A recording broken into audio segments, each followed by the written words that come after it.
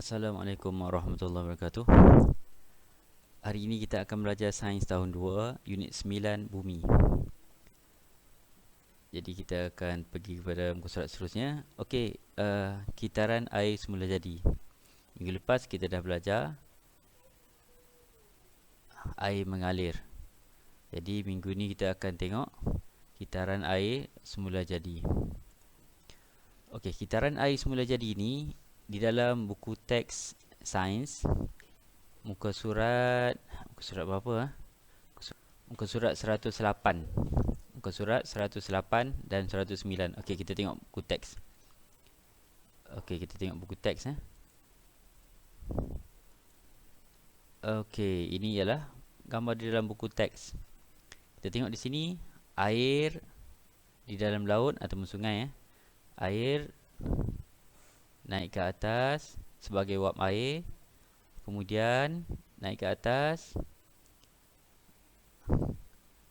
Kenapa air naik ke atas? Ini dinamakan proses penyejatan.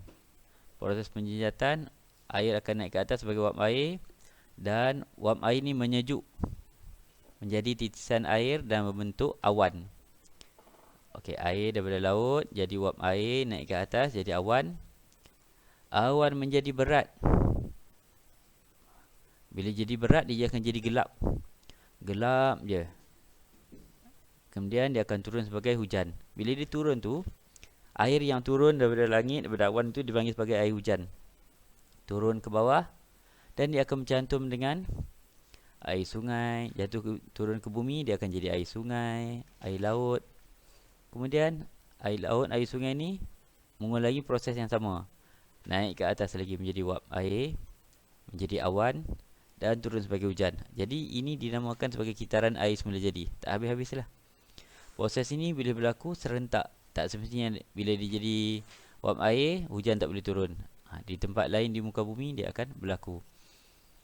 Okey, kita tengok video berkaitan dengan kitaran air semula jadi. Okey, kita tengok video yang pertama. Video yang pertama kita lihat yang ini lama tak? Okey, 1 minit je. Kena cahaya matahari, wap air naik. Nampak tak ni jadi awan? Jadi awan kan? Jadi awan naik ke tempat yang sejuk, turun ke dalam air di bawah tanah. Ada setengahnya air di bawah tanah akan masuk ke dalam laut. Selain daripada air bawah tanah, air hujan juga akan turun menjadi air sungai. Air sungai, air tasik. Ini air tasik, air sungai dan air laut. Air sungai akan mengalir ke laut. Jadi proses ini adalah satu proses yang berterusan. Kita namakan sebagai kitaran air semula jadi. Okey. Okey, kita tengok video yang lain pula. Kita tengok video yang seterusnya. Ini video dalam bahasa Melayu. Kita dengar suara dia sekali. Okey, kitar air.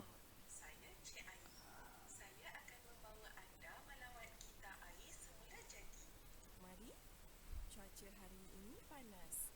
Saya dapat merasakan bahannya. Saya sekarang berubah menjadi wap air. Ini bermakna saya menyejat. Saya semakin ringan dan saya naik ke udara. Saya naik semakin tinggi dan keadaan semakin sejuk. Sekarang saya menjadi titisan air. Terdapat juta-juta titisan air di dalam awan. Awan menjadi semakin berat. Oh tidak, kami menjadi terlalu berat dan kami akan jatuh. Kami jatuh sebagai hujan ke daratan. Kami juga jatuh ke dalam sungai dan laut. Sungai mengalir ke laut. Esok, apabila cuaca semakin panas, kami melalui semula kita air yang sama. Kita air semula jadi adalah penting kerana kita ini membekalkan air kepada manusia dan benda hidup yang lain di bumi. Kita ini juga membantu menyejukkan bumi. Okey, itu ialah kitar air. Mudah saja kan? Kitar air. Jadi kita akan tengok pula tajuk yang seterusnya iaitu udara. Udara, kita tengok udara Di dalam buku teks, udara dinyatakan di sini, udara berada di sekeliling kita. Udara juga terdapat di dalam air dan di dalam tanah. Udara terdiri daripada beberapa jenis gas, yang utamanya seperti oksigen dan karbon dioksida. Okay, untuk kita darjah 2, kita akan belajar oksigen dan karbon dioksida lah. Nanti semakin atas kamu belajar, bermacam-macam jenis lagi gas yang akan diperkenalkan. Okay, kita tengok di sini ya. Oksigen diperlukan untuk benda hidup. Diperlukan oleh benda hidup untuk apa? Untuk bernafas. Manusia bernafas, tumbuh-tumbuhan bernafas, haiwan bernafas.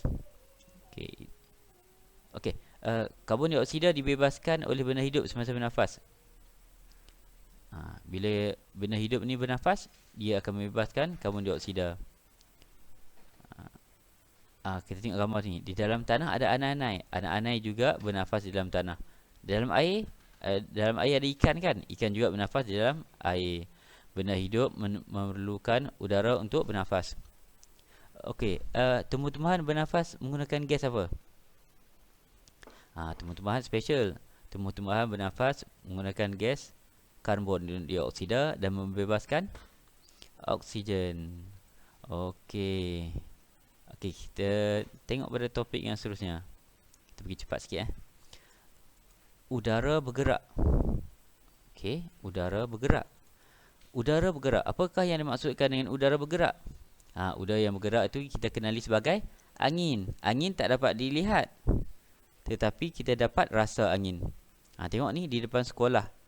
Angin datang kuat. Di sini ada satu soalan. Tahukah kamu bahawa angin memberikan pelbagai kesan dalam kehidupan manusia? Ada kesan angin ini kepada hidup kita. Okay, kita tengok dulu. Kesan angin yang membantu kehidupan manusia. Wah, tengok ni. Dia pegang apa ni? Dia pegang layang-layang. Abang, angin sedang bertiup. Jadi, bila angin bertiup, angin yang kuat lah kan. Inilah masa yang sesuai untuk bermain layang-layang. Angin membantu layang-layang terbang tinggi. Di tepi laut, mereka bermain layang-layang. Di tepi laut, anginnya lebih kuat. Tengok, di tepi laut ni, seorang anak itu menunjuk kepada ibunya. Ibu, bagaimanakah kapal layar boleh bergerak? Kapal layar boleh bergerak sebab ada angin. Okey, kita saksikan video yang berkaitan. Okey, ini kanak-kanak bermain layang-layang. Kita tengok sedikit. Seronok ya. Layang-layang.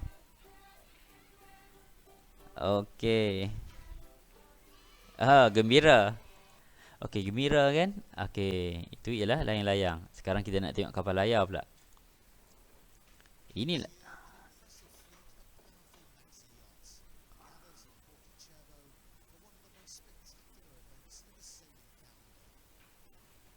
Okey, itu ialah kapal laut. Itu ialah kapal laut. Okey, lagi kita tengok apa lagi?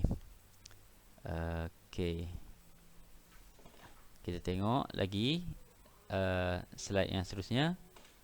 Angin yang bergerak boleh menerbangkan layang-layang dan menggerakkan kapal layar. Ini gambar apa ni? Berikan kesan baik dalam situasi berikut. Ini orang sedang buat, ini apa benda ni? Ada segitiga. Ini yang ini kamu selalu tengok, yang di sebelah kanan ni, gambar di sebelah kanan ni. Menyedai kain untuk mengeringkan pakaian. Yang ni memang kita tahulah. Tapi yang ini, apa benda ni? Siapa boleh jawab? Ini ialah kincir angin. Okey, mari kita saksikan video berkaitan dengan kincir angin. Okey, itulah kincir angin.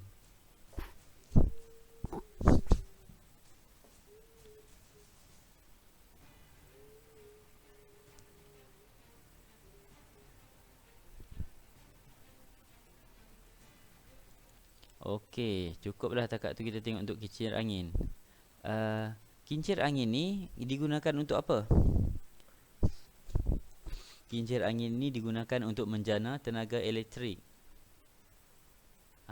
Jadi, angin akan memberi kesan pakaian mudah kering. Dan angin juga memberikan kincir angin ni berpusing dan menghasilkan tenaga elektrik. Itu kebaikan angin lah. Okey, kita tengok pula kesan angin yang kencang. Angin kalau perlahan okey, kalau kencang, yang kencang di laut dan di darat. Wah, tengok ni. besarnya ombak, lebih baik saya pulang dulu. Nelayan di laut, kalau ada angin yang kuat, dia akan jadi ombak yang kuat, sangat berbahaya. Juga kalau di daratan, dia boleh menerbangkan bumbung rumah. Pokok boleh terbalik. Okey, kita saksikan video yang berkaitan dengan kesan angin yang kuat, iaitu ombak di laut. Okey, tengok. Wah, angin. Ada orang yang berenang di laut. Di angin, ombak yang kuat ni ada orang berenang. Berbahaya di kapal. Oh, kapal ini berada di lautan. Terbalik kapal. Ombak dia sangat besar. Sangat berbahaya. Okey, kita tengok setakat tu je lah. Sekejap je kita tengok. Lagi kita nak tengok kesan angin. Angin yang kuat. Oh, angin yang kuat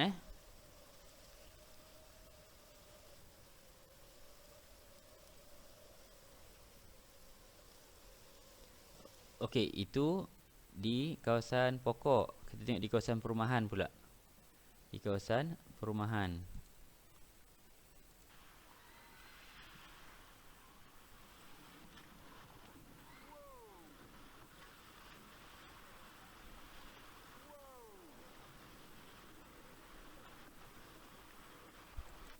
Jadi kesannya sangat buruk. Angin yang kuat, yang kencang, kesannya amat buruk. Itulah. Jadi kita patut bersyukurlah di Malaysia tak banyak kesan yang macam ini. Okey, kita seterusnya kita tengok topik yang seterusnya, mencipta roket angin. Yang ini kamu kena buat. Mencipta roket angin. Roket angin ni konsep dia mudah aja. Kamu perlukan straw, kan? Lukis roket, buat straw. Gunting straw, lekatkan pada kertas roket. Straw tu untuk kamu tiup. Bila tiup, roket pun terbang. Ini konsep yang mudah lah. Semasa juga kecil dulu kita tak buat macam ni. Biasanya kita buat sumpit. Sumpit lebih mudah. Konsep sumpit, letakkan kacang hijau dalam straw, kemudian kita tiup. Satu bentuk permainan di kanak-kanak zaman dulu. Contoh di sini dia tanya, cipta model lain yang menggunakan udara yang bergerak. Sumpit, gunakan kacang hijau untuk kita sumpit. Kalau zaman cikgu sekolah dulu, kalau kita ada buluh Cina yang kecil lah, sebesar kelingking, kita akan main caplum. Cikgu tak tahulah sekarang kanak-kanak main ke tak. Yang pasti anak cikgu tak main. Okay, boleh cipta model lain. Dia tak suruh cipta roket ni, dia suruh cipta model lain. Model yang paling mudah yang cikgu boleh fikirkan ialah straw dengan kacang hijau lah. Okey, kita tengok pada soalan yang seterusnya. Yang akhir ni cikgu nak kamu buat. Yang straw tadi, yang straw letak kacang hijau tu boleh buat, boleh tak buat. Tapi yang akhir ni kamu kena buat. Ini menarik. Okey. Yang terakhir ni ialah loceng angin. Gunakan bahan yang terdapat di sekeliling kamu seperti kupu-kupu hiasan, manik, pemberat. Lagi satu yang dia tak sebut ialah buluh ataupun tin aluminium yang kecil tu kan. Kita boleh menghasilkan loceng angin. Ada contoh tak? Okey, ada. Cikgu dah tengok di sini. Ini okey, sorry cikgu tertinggal satu tadi, tornado. Kita tengok tornado sekejap. Ini tornado, kalau dia hampir, dia akan menghancurkan pokok-pokok dan rumah-rumah yang ada. Nampak tak tu hitam tu? Dan disertai dengan kilat. Okey dah, itu je lah. Kita fokus pada yang kita nak tengok tadi. Loceng angin. Loceng angin, okey. Ini dia gantungkan logam-logam secara silinder dan diikat dengan tali. Kita dengar kita loceng angin ni untuk kita dengar bunyinya.